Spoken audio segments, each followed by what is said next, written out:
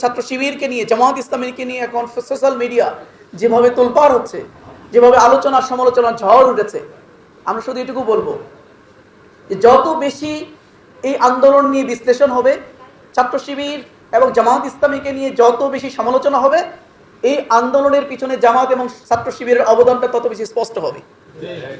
যত বেশি এটাকে নিয়ে ঘাটতে যাবেন, শুধু জামাত এবং শিবিরকেই পাবেন। এই আন্দোলন নিয়ে যত বেশি বিশ্লেষণ করবেন, জামাত শিবিরের যত বেশি সমালোচনা করবেন, ততই এই আন্দোলনে জামাত শিবিরের সম্পর্ক জাতির কাছে প্রকাশ পাবে।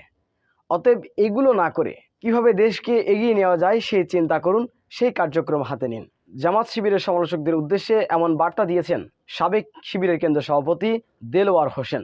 যেই ব্যক্তি, যেই ছাত্র নেতা বাংলাদেশের ইতিহাসে সব থেকে বেশি জুলুমের শিকার, এই ছাত্র নেতা দেলোয়ারকে এই হাসিনা ফ্যাসিস্ট খুনি 2012 সালে কিভাবে অত্যাচার করেছিল আপনারা জানেন। বাংলাদেশের ইতিহাসে এমন নির্যাতন কোনো নেতার পরে করা হয়নি। একটানা 57 দিন রিমান্ড করেছিল তাকে, তার হাত পা পঙ্গু করে ফেলা হয়েছিল, তাকে পুলিশে কোলে করে কোল্টে উঠাতো, আপনারা জানেন। সেই নেতা মনি বার্তা দিয়েছেন জামাত শিবিরের সমালোচকদের উদ্দেশ্যে। আমরা তার মুখ থেকে বিস্তারিত জেনে আসবো।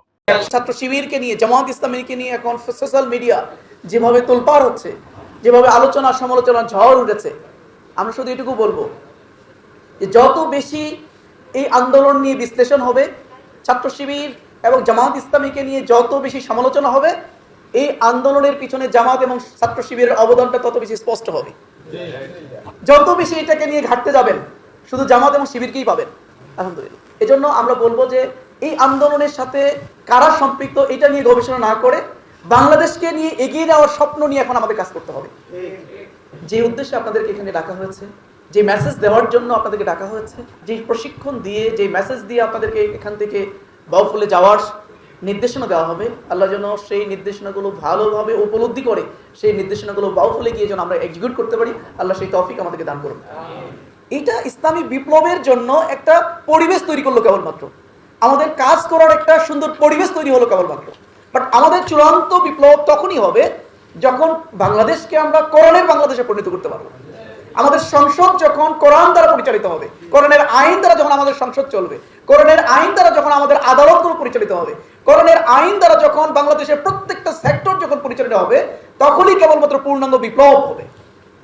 এই জন্য সেই বিপ্লবের জন্য, সেই পরিবর্তনের জন্য আমরা কাজ করছি।